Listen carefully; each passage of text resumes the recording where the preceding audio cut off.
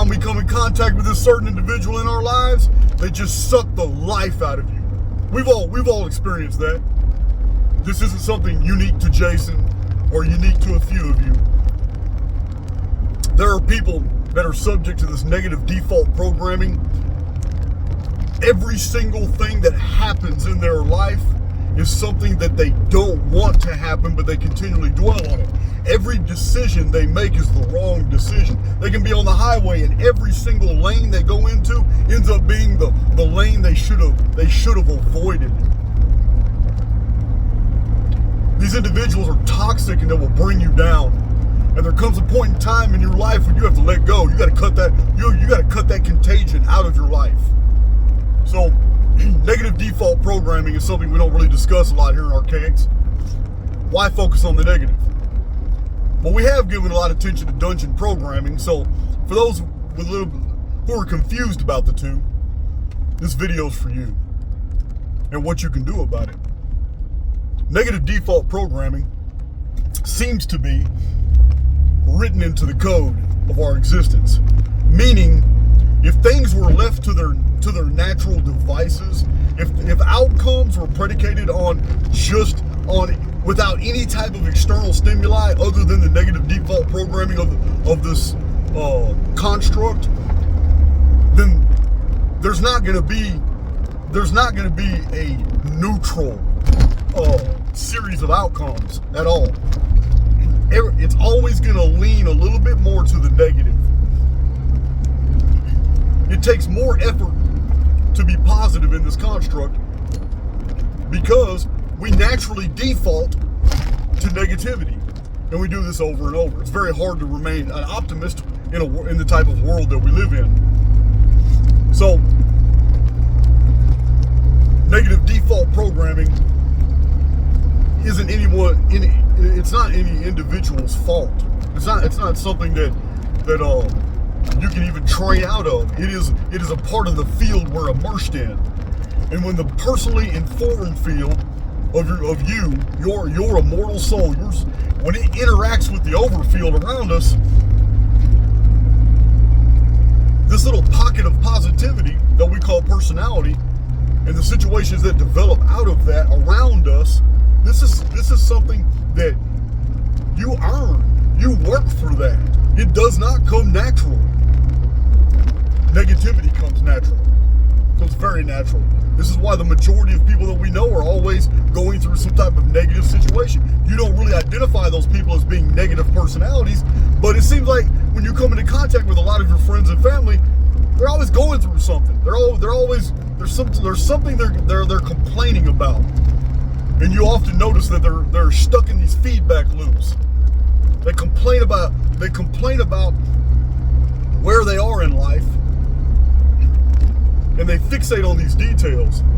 And yet, instead of actually doing something to change it, they continue the life they're living, hoping that a change will come externally from somewhere outside themselves. Negative default programming is why we fall into this default mode of hopelessness, of despair, of negativity. And some people really embrace it. They take it to a whole nother level.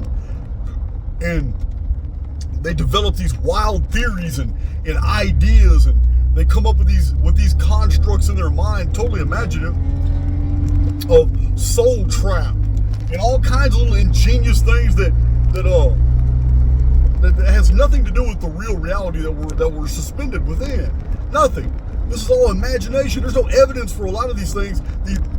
This demonizing of reality that exists today, and it blows my mind when I listen to some people and they spew this negativity and it comes from their mouths so freely. I'm like, wow, you have no idea how powerful you are, and yet you just use that power to confirm to another immortal being how weak you are.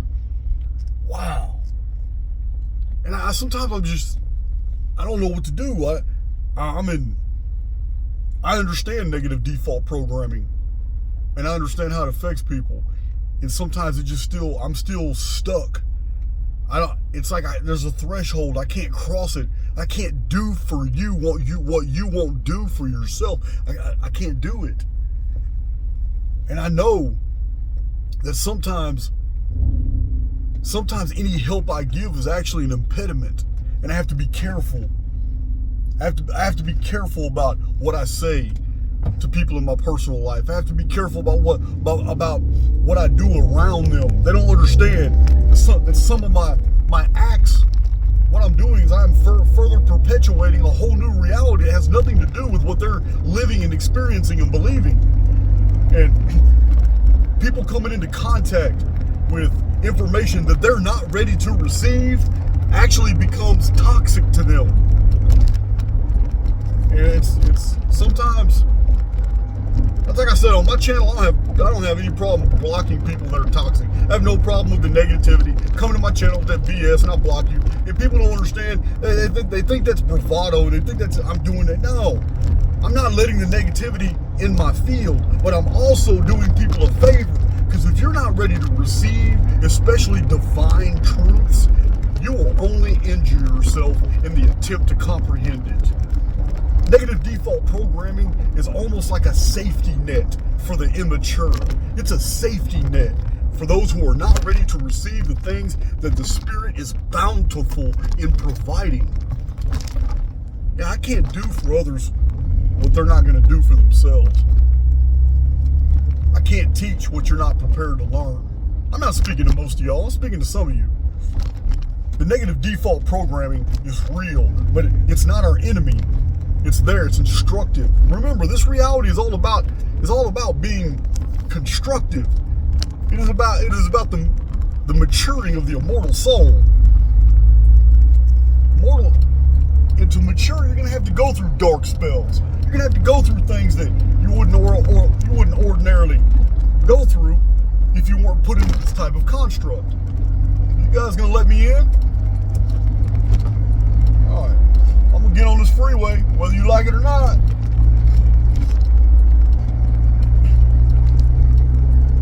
Yeah, if you choose to live your life going further and further in your life, complaining about the very life that you live, I promise you, the construct is gonna take that as instructions. That's the programming that you're writing into the code. You want a terrible, miserable, uneventful life. This is what complaining does. Even though you are verbally expressing what you do not want, that is not how the construct receives it. It receives it as a command protocol. It writes that into your code. It creates the feedback loop because you spoke it into existence. It doesn't matter that that's not what you want. But that's where your energy flows. And that flow of energy goes into the writing of the code that governs the dictates of your life. Negative default programming basically separates those who are ready to receive and those who are far from ready. Those who continue to feed into that negativity and perpetuate those feedback loops, you're doing precisely what AIX wants. Yeah, it doesn't even need to orchestrate dungeon programming. You're doing it your damn self. There's a lot of people who are living the very lives that they have created for themselves simply by complaining. Just complain. That's all you gotta do. You want to perpetuate the very life that you don't want to lead? Complain about it. Complain about it. Now, as a spiritual being, you're virtually using divine power to do the exact opposite of what you want to experience. So why not do the opposite? If you're going to expend that much energy of being negative, why don't you do something positive and think about the life that you want to live? It doesn't matter that you're not living it. You're a divine being. And by virtue of imagination, you can build the very life that you want, even though you're not experiencing it now.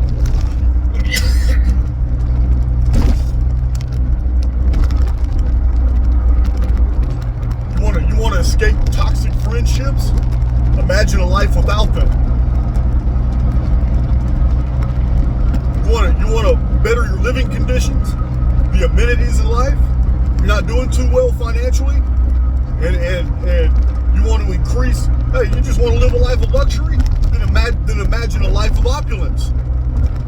The more you imagine destitution, the more destitute the code becomes that's written into your life. If you imagine there is resistance, I promise you, resistance will appear.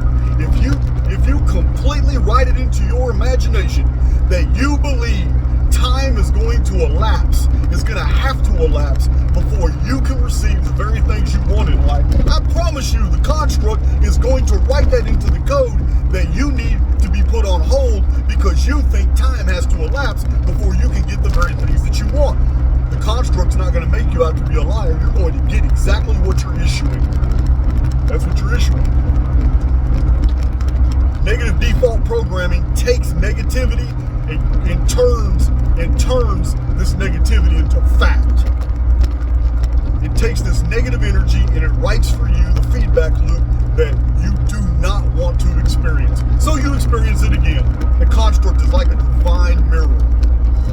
But if you want to change it, if you want to stop vibrating on those negative frequencies and you want to vibrate on a frequency of expectation and hope and even amusement that the construct can so quickly alter the conditions of your life, then do so. It's real easy. It's so easy. You got to imagine experiences, not objects. When you focus on objects that you don't have, you merely write into the coding of basically the coding of the future of not possessing the very objects that you do not have at the time of imagining possessing them. You got to understand how this works, guys. This is a very sophisticated construct. This coding. You don't imagine money because you don't even have any right now. You don't imagine money. You imagine the life that money can bring. Now you're imagining experiences. Now you're injecting yourself into a future situation that's positive. And you can feel from that. You can feel now. Empathy allows you to feel right now what you would be feeling in the future when you truly experience these things. And that right there empowers the coding to make it come to pass. Now you're writing something new into the future. And that's one thing the construct likes. It really likes to bring new things into the construct. It's got builder protocols that are instantly already operating as soon as you imagine something and begin and moving in that direction. But negative default programming, that's going to be your main hurdle, because after 2 or 3 minutes of imagining something that you want, negative default programming automatically has you coming up mentally with pictures and ideas as to why you do not deserve the very things that you imagine.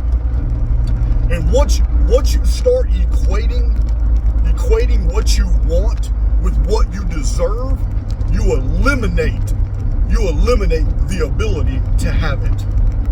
You got to quit that. Absolutely, you have got to quit that. Quit falling back into default mode. The default mode is slightly negative. Don't fall into default mode. Very, very, very few. And these are the few in every community. These are the few immortals among us who have been practicing positivity for so long that their default now is positive. But those are far and few between. That's not you, and it's certainly not me. But you don't have to be at that level. You don't have to be an adept. You do not have to be at that level of spiritual maturity to write your own existence. You don't. You don't. This was on my mind earlier today. I had no intention of doing a video like this. It just this morning I came into contact with a toxic personality, and it was on my mind. And I wanted to say more to this personality, but something stopped me. I realized, wow, I always have things to say. I always have things to teach. I always have experiences to share. But what was stopping me? And I had to think about it for a minute. And I realized that person's not ready to receive anything that I have to offer. Why am I beating myself up trying to think of something to say that will penetrate the layers of negativity that this person suffers? This person's living in an entirely different world than me. I tell you guys a lot. Many times I have expressed, we may live in the same world, but we're not living in the same universe. So that's where I'm at, guys. This negative default programming is something that is very real. It's toxic. It's experienced by the majority, and you don't need to experience that. You don't need to share into it. You don't need to buy into it. You don't owe any of these people anything. You don't owe them anything. It is best to remove yourself from these toxic relationships. It's no good. It's no good. That toxicity, the negative default programming is a part of the construct. And if somebody is negative and they're always tapped into that field, I'm telling you now, you are not powerful enough to deal with this individual day after day after day and be immune from that toxicity. It's not going to happen.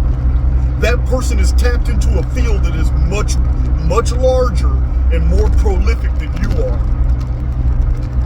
You can master your own field and you can affect the fields of others, but you can't go up against the overfield. The simulacrum, the simulacrum, however you want to say it. You can't go up against that. The construct is fixed.